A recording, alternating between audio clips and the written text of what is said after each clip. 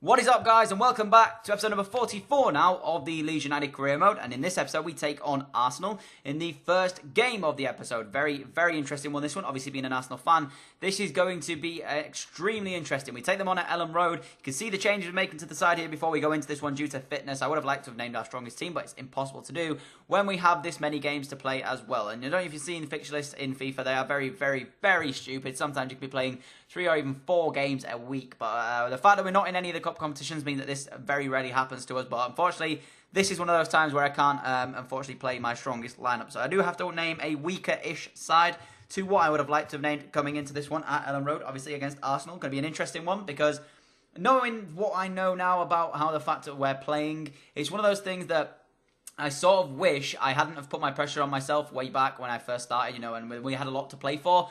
Because I think what sort of hindered my performance, or our performance, here at Ellen Road, and anywhere we've travelled to really, is the fact that I've sort of put a bit too much pressure on the side and thought that we should have been achieving stuff that really was out of my grasp. And in all honesty, I do feel as though when we switched this 4-1-2-1-2, thanks to Mercato who suggested that, we've had better performances. And also on top of that, me not having stuff to basically play in, not having to chase anything, we're not really in any competitions. Yes, we are still playing in the Premier League, and you know, although we are basically only playing for pride now, the fact that we don't have anything to play for, I'm not putting as much pressure on myself, and I'm actually seeming to be controlling games a lot more and having better results than I did when we were playing for stuff. So I think that's down to literally me putting a little bit too much pressure on myself, saying that I probably could have achieved more than I should have achieved, really, in all honesty. And the fact that we obviously got knocked out of pretty much every competition we were in this season shows that, yes, I probably did put a little bit too much pressure on myself. But regardless of that, we do take on Arsenal here, and 12 minutes into this one, Arsenal created the first chance of the game. It's really poor from me to give them a corner, but thankfully I managed to deal with the corner in the end, which is something we haven't done so well in recent weeks or in recent episodes. But in 14 minutes here, we went up the other end and created ourselves a chance. Hadi Sacco, what a ball that is from the right winger into the position for Kevin Lasanga to chase onto. Gets a lot of luck with the ball coming back to him after Mustafi made a good tackle, but the effort from Lasanga was off target, and I cannot wait to sell this guy. But how about that ball from Sacco? What a pass that was by our right winger. But 22 minutes in, Arsenal also had themselves a chance. Sanchez, Oxlade-Chamberlain and Welbeck all linking up. And when you've got Arsenal in and around your box, it's become so difficult to tackle them. And it's so frustrating in this game because they do knock it around very, very quickly. And getting them in and around your box to actually make a tackle and not give away a penalty is something very difficult to do. But thankfully, Welbeck's shot was easily blocked by my central defender. And at half-time, we went in at 0-0, both a chance each in the game. I made a change here. You can see it happening on your screen. I took off Lasanga and brought on El Ghazi, the new man, obviously, from Middlesbrough. He's had a great few weeks for us here at Leeds United, hoping to bring him on and make a difference in this game. And I can tell you so much, guys. This guy is an absolute game changer. He just changes games in so many ways. Like, he creates chances for my other strikers around him. But not only that, you give him a chance inside the penalty area, and 9 times out of 10, that is at least on target, if not going in. And 51 minutes into it, Sacco into the path of Moa, into Will Jackson in the side as well today. I forgot to mention an absolutely lovely through ball into the path of El Ghazi, and you guessed it, the man who came on off of the bench at half-time, the main man that we've got playing up front for us ever since we've signed him, makes it Leeds United 1, Arsenal 0 through an absolute wonderful through ball from Will Jackson, I have to say. Gets him into a position to be able to put that ball into the back of the net, and as Czech comes out to try and make himself big, El Ghazi just steps up and says, you know what, I'm just going to place this past you as soon as you're running at me, and he does just that. Not the greatest finish in the world, but again, I was talking about this in one of my 100 Club episodes. I was talking about the low-driven shots into the bottom corners and the fact that the goalkeeper sort of spazzes out a little bit and it should be possibly saving that. That was a low-driven shot, and El Ghazi makes it 1-0 53 minutes in, and I couldn't have been happier with that goal. Coming off the bench to make the difference and effectively become the game changer. Like I've mentioned, he just does stuff that other players around the pitch, and he gives me that little bit of inspiration that we were lacking in the previous episodes of Career Mode. But Mano here into El Ghazi on the second attempt.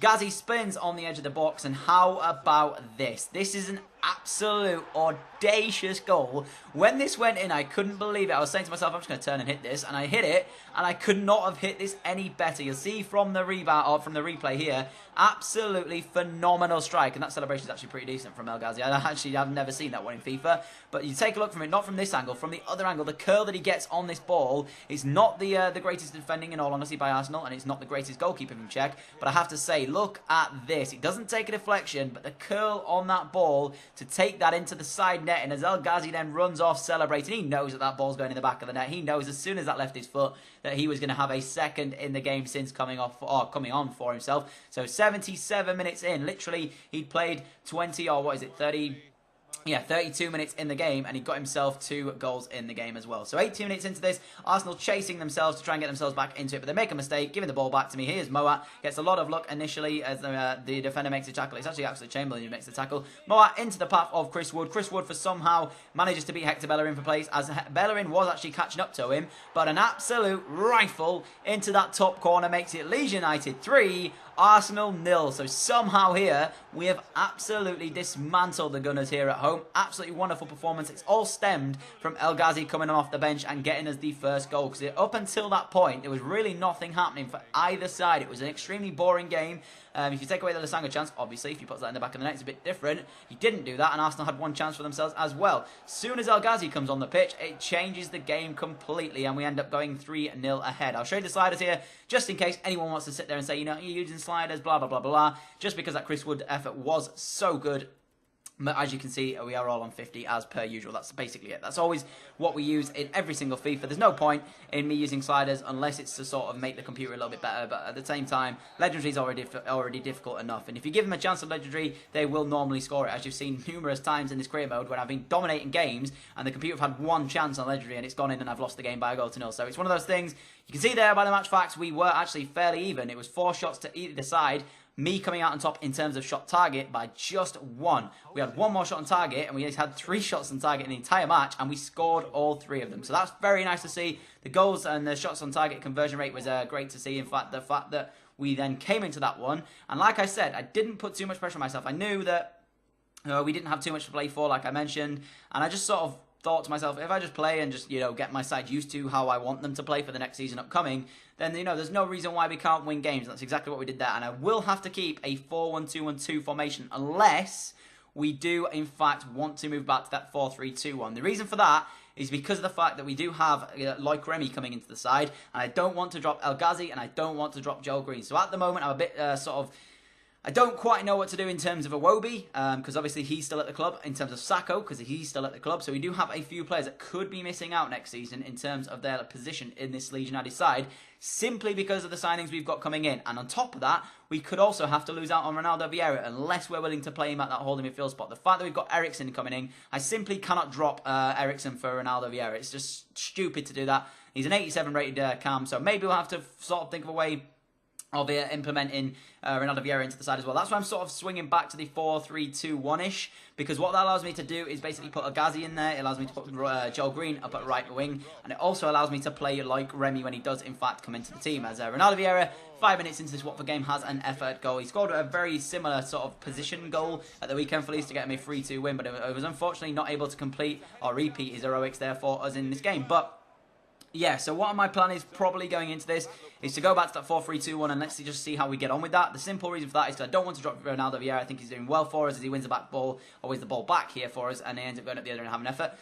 My other thing of that as well, I'm sort of thinking we can play a 4-3-2-1, but push Ronaldo Vieira and Eriksen a little bit further up and play Augusto just in behind them. And that way, we've got the this holding midfield of Augusto playing in there. We've also got Ronaldo Vieira and Eriksen, who can also basically change a game in terms of their midfield ability and stuff like that. And we're also not missing out on Ghazi, we're not missing out on Joel Green, and we are not missing out on like Remy. So that's sort of going to be my game plan going into next season. If injuries happen and stuff like that, we may have to change it again. And if it's obviously, if the results are not going our way, we may change it as well on top of that and drop a certain player or a few players.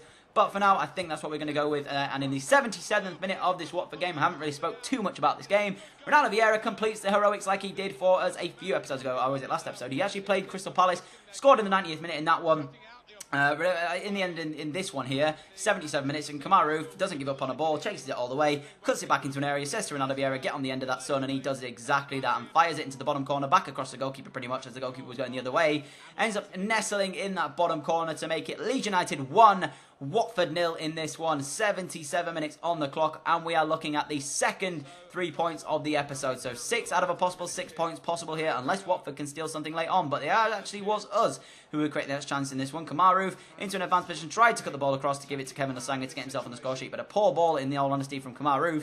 As we managed to pick up the pieces with Lasanga, he gives it to Costinha, who gives it to Ronaldo Vieira. Vieira into Roof. Roof with the left-footed strike comes back off the post, and so unfortunate to not be 2-0 up in the game.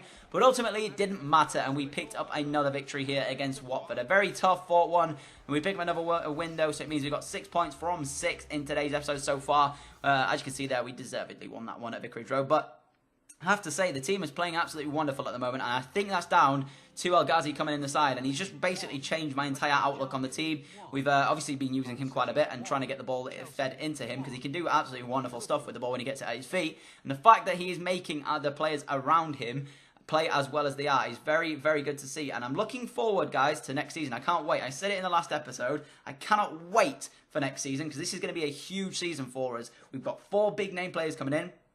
And on top of that, if we get the players, or we get enough funds to buy players that I'm hoping we can be able to do, and most of them will be suggested by you guys, so I've taken every suggestion that you've got, and I've written them down, obviously, in the last window that you gave me for the January transfer window. I'm going to keep those for the next window coming up. If you've got any more suggestions, though, do leave them down in the comments, and I will take a look at them, and I will make a decision on what I think is going to be best for the team. So if I don't ever use your comment or whatever like that, I don't think I haven't seen it. It's literally either I've got a player in that position already. Like, you know, if you told me it's on a right winger, and the fact that we've got Ghazi and Joel Green there, I may not sign another right winger. That's literally just it. But do leave your comments of anyone you want me to sign in the description, or in the comments, sorry, and I'll definitely take a look at them, and I'll let you know in another episode if what we're going to be doing about your comment. But we did take on Liverpool here for the third and final game of this episode, and in this one we've had a number of good results against Liverpool in the past. We obviously beat them in the FA Cup to knock them out, and we beat them earlier on in the season, in the Premier League season, to also win that game. I think it was an 89th minute winner from Chris Wood in the end in that one to give us the 3 points out of Anfield.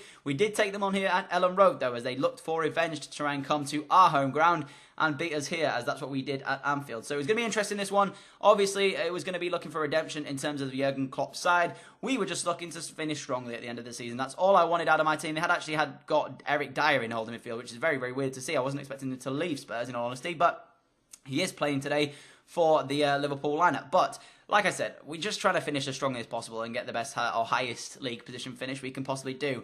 And if we manage to get somewhere higher than where we currently are, which I think was 9th, if we manage to get into the top 7, that's absolutely phenomenal. I'll absolutely be over the moon with that one. But 23 minutes into the game, literally pretty much one of the only chances happen in this one, as Ronaldo Vieira gets into a good position, gives it off to Joel Green. Vieira's been in absolute brilliant form for us recently. Miguel's in a good position. He chips the ball over for some reason. It's Miguel chipping the ball over into Kamaru.